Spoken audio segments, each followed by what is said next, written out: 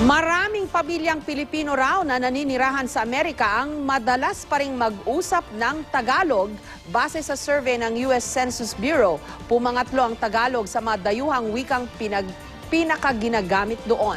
Live mula sa Quezon City, may report si Dano Tingkungko. Dano? Jessica, sa 2013 survey nga ng Census Bureau ng United States, pumapangatlo ang Tagalog sa most widely spoken foreign language sa Amerika na merong 1.6 million plus speakers, no? Pero nababahala pa rin daw ang Komisyon sa Wikang Pilipino sa ilang mga Pilipino na nakabase o ipinanganak na sa ibang bansa, partikular sa Amerika, na hindi na marunong o umintindi o magsalita ng Tagalog o Filipino, dala na rin ang acculturation o yung pag-angkop sa kultura ng ibang bansa.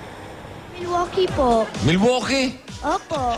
Sa kanyang gintong buhok at banyagang muka, sino mag-aakalang ang batang Amerikanong si Gabi na minsang bumisita sa Itbulaga? Matatas pa lang managalog. Laking Amerika pero tinuruang managalog ng Pinay niyang ina. Opo, kami po ang Tagalog. Amerikano ka talaga? Opo. Ano ginagawa mo rito? Gusto ko lang po kayo makilala. Sa 2013 American Community Survey ng US Census Bureau, pangatlo ang Tagalog sa mga banyagang wikang pinakamadalas gamitin sa Amerika. Nangungunang foreign language ang Espanyol na may 34 million speakers, sunod ang Chinese na may 3 million speakers. Ang bilang ng mga nananagalog sa Amerika base sa survey, unti-unting tumaas sa loob ng nagdaang mga taon at nasa 1.6 million na. Hindi na raw katakataka kung pumangatlo tayo, lalo't Amerika ang dayuhang bansang may pinakamaraming Pinoy. Sa kabila nito, nababahala pa rin daw ang Komisyon sa Wikang Filipino, lalo't may mga Pilipino sa ibang bansa, lalo na mga ipinanganak na doon, hindi na natuturuan at hindi na marunong mag-Filipino. Hindi na isinasalin sa mga anak. At pag nangyari yun, sa generation ng mga anak, namamatay na yung Philippine culture. O at least, kung magpo-focus tayo sa wika, namatay na yung wika sa generation ng mga anak.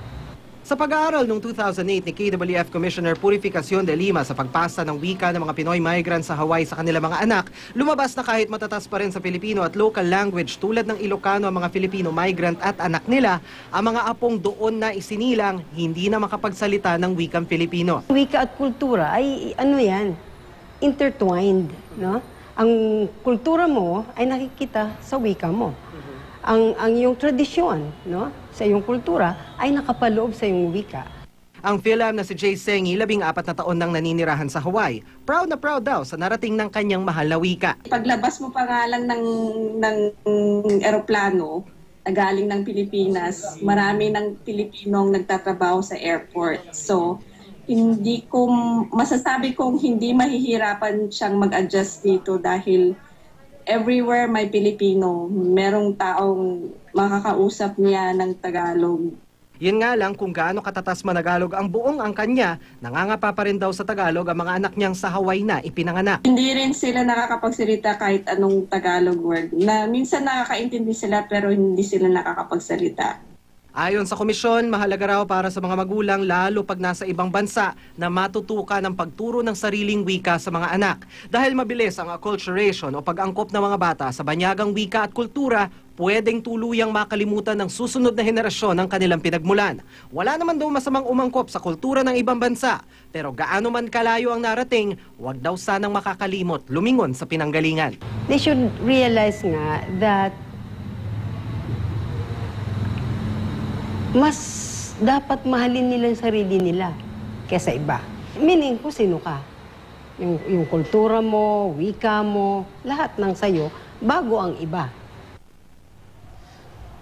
At Jessica, patuloy pa rin daw ang kampanya ng Komisyon sa Wikang Pilipino sa pagpapalaganap ng pagtuturo at pagsasalin hindi lang ng Filipino kundi pati na rin ng ibang Philippine languages sa susunod na henerasyon. Ang pangunahing tinututukan daw ng kampanyang ito ng Komisyon ang mga magulang na pwedeng magturo sa mga bata ng pagmamahal sa wika at kultura na pwede maging basehan o pagmulan ng cultural values hindi lang ng kanilang mga anak at kanilang mga apo kundi na rin, pati na rin sa mga susunod na henerasyon, Jessica. Pero alam mo, Dano, marami marami ring mga Pilipino sa Amerika or sa Canada or kahit sa ibang mga bansa. Sila, yung mag-asawa ay nagtatagalog pa o yung local dialect. Yung kanilang mga anak, pag kinakausap nila, local dialect or Tagalog or Filipino, pero hindi na makapagsalita yung mga bata ng Tagalog. Nakakaintindi, maraming kaso niyan eh. Nakakaintindi yung mga bata ng Filipino or Tagalog or yung local dialect, pero hindi sila makapagsalita.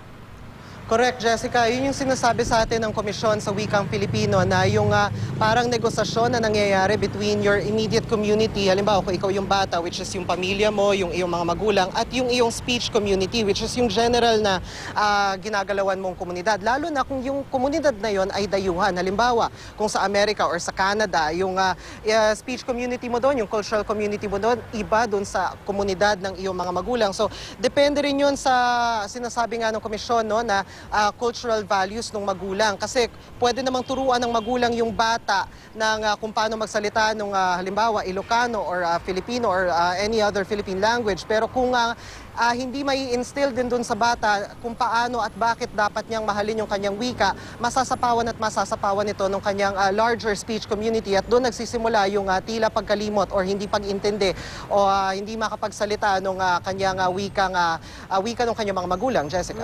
Pero alam mo, may dahilan na dapat ngang mabahala yung Komisyon on Wikang Filipino.